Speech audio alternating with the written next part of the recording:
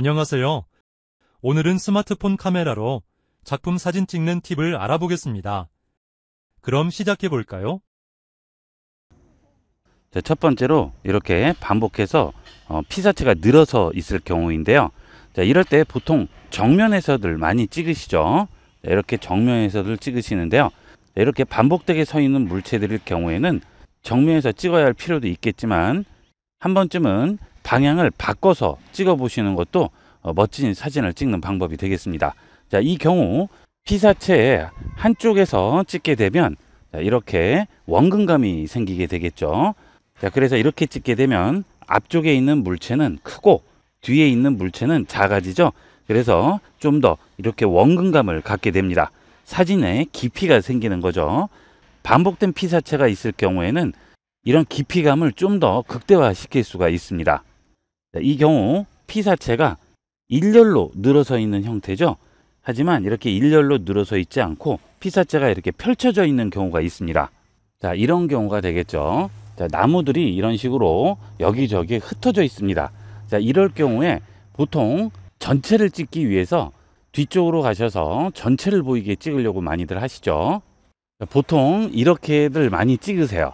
자, 그런데 이렇게 전체적으로 펼쳐져서 반복적으로 있는 피사체들일 경우에는 전체로 찍을 필요도 있겠죠.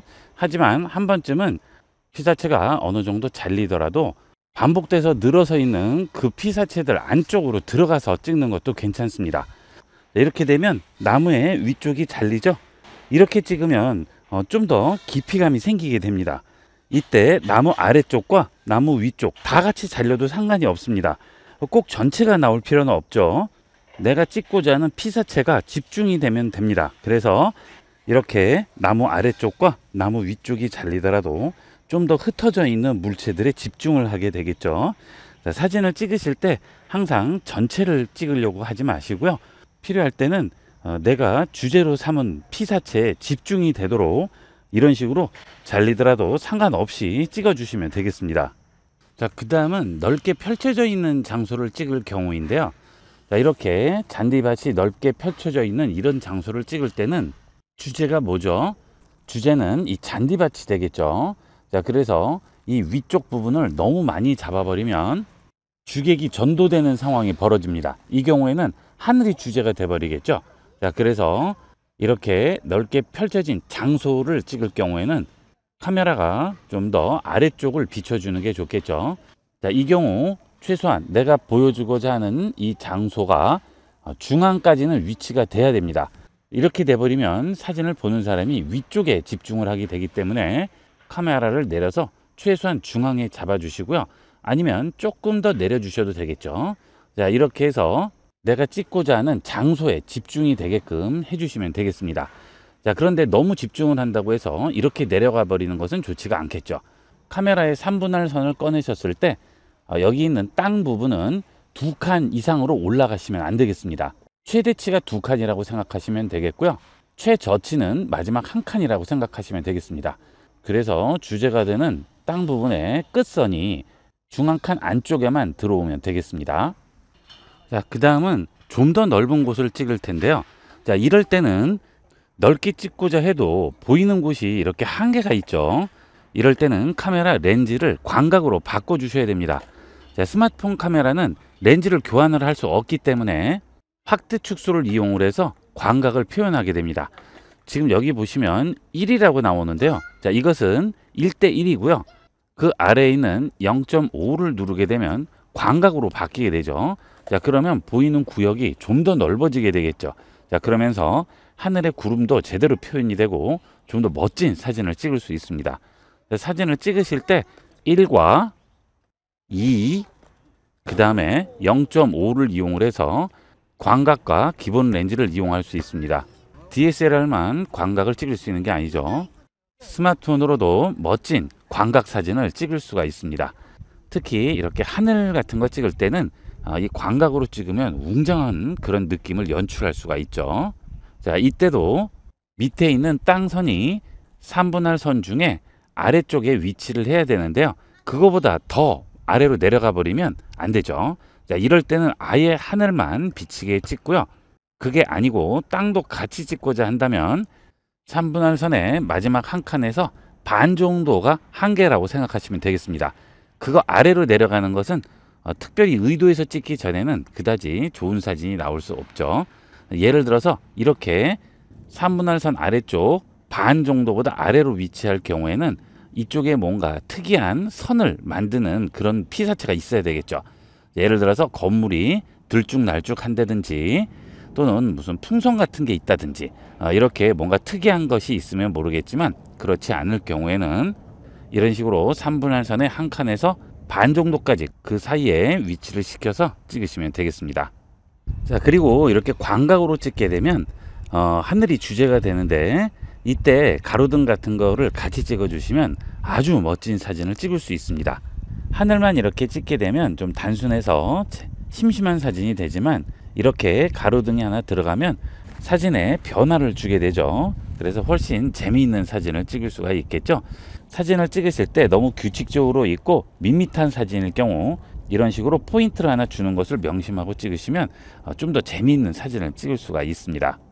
자, 그 다음 이렇게 피사체를 찍으실 때 꼭 전체를 찍고자 하는 이유가 그 물체가 무엇인지 보여주려고 하는 경우가 대다수인데요. 이럴 경우에 꼭 물체가 무엇인지 보여줄 필요는 없죠. 자, 이때도 가까이 들어가서 일부분만 찍는 거죠. 자, 이렇게 부분만 찍어줍니다. 이렇게만 찍으셔도 멋지게 찍을 수 있어요. 이때도 포인트가 있어야 되겠죠. 자, 그냥 이런 식으로 찍는 건 아무 의미가 없고요. 자, 이렇게 녹이 쓴 이런 부분이 있다든지 하는 것을 주제로 삼아서 이런 식으로 찍어 주시게 되면 재미있는 사진을 찍을 수가 있고요. 자, 그 다음에 이렇게 원근감을 주시게 되면 재미있는 사진을 찍을 수가 있습니다. 자, 이런 놀이기구 하나만으로도 다양하게 연출을 할 수가 있겠죠. 이렇게 내려가는 부분을 찍을 때는 이렇게 찍는 거는 아무 의미가 없죠. 자, 이럴 때는 뭔가 변화를 주는 겁니다. 그렇죠? 자, 이렇게 찍게 되면 여기 있는 라인이 변화가 생기면서 사진 안에서 다양한 변화를 연출하게 됩니다. 자, 이렇게 사진을 찍으실 때 별거 아니겠지만 몇 가지만 더 생각을 하고 찍으셔도 지금까지 찍는 사진하고는 다른 사진을 만들 수 있고요. 좀 더 독특하고 재미있는 사진을 찍을 수가 있습니다. 자, 이런 기둥도 마찬가지가 되겠죠. 이런 기둥도 이런 식으로 찍게 되면 입체감이 더 들죠. 자, 이렇게 해서 우리가 일상에서 볼 수 있는 다양한 피사체들을 이용을 해서 멋지게 연출을 할 수가 있습니다. 그 다음은 사진을 찍으실 때 그 구도 안에 프레임을 만들어서 찍으시면 좀 더 재미있는 사진을 찍을 수 있습니다. 자, 이 경우 양쪽에 나무가 두 그루가 있죠. 자, 이 나무가 공간을 잡아줘서 그 안에 있는 물체에 좀 더 집중하게 되겠습니다. 이렇게 사진을 찍으실 때 주위에 있는 물체들을 활용을 해서 프레임을 만들어서 찍어 보도록 하세요. 자, 이런 경우도 마찬가지가 되겠죠. 공원에 있는 정자의 기둥인데요. 자, 이런 기둥들이 프레임이 되면서 마치 액자에 있는 그림처럼 이렇게 프레임을 만들어줘서 찍게 되면 좀 더 이쁘게 찍을 수가 있습니다.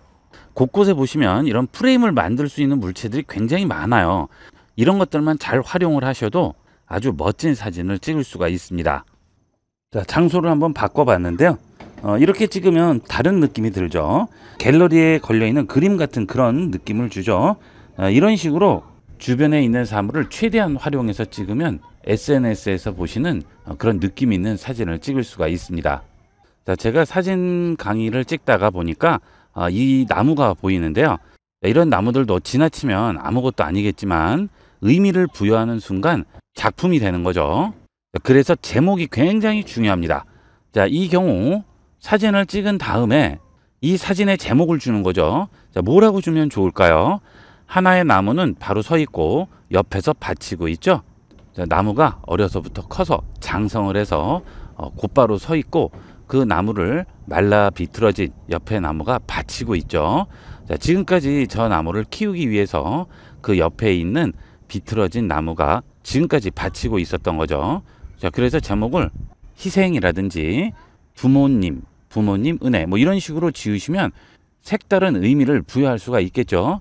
그래서 좋은 사진을 찍는 방법은 사진을 찍는 기술도 좋겠지만 이렇게 어떤 의미를 부여하는지를 잘 생각을 해서 찍으면 아주 멋지게 찍을 수가 있습니다. 평소에 사물을 보실 때 이런 것들을 생각하면서 보시면 사진 찍는데 굉장히 많은 도움이 됩니다. 거기에서 취미로 찍는 사진과 작가가 찍는 사진이 나뉘게 되는 결정적인 차이가 될 수 있겠습니다. 이렇게 해서 이번 시간은 좀 더 깊이 있는 사진을 찍고 지금까지와는 다른 나만의 감성이 들어간 사진을 찍는 방법을 알아봤습니다. 꼭 멀리 가셔서 사진을 찍기 위한 장소까지 가실 필요 없이 주위에도 얼마든지 이런 식으로 표현할 수 있는 피사체들이 많으니까 그냥 지나치지 마시고 스마트폰 카메라로 많이 사진을 찍어 보도록 하세요. 그런 식으로 쌓이게 되면 그것이 본인의 실력이 되겠죠. 이번 시간은 여기까지 하도록 하겠습니다. 감사합니다.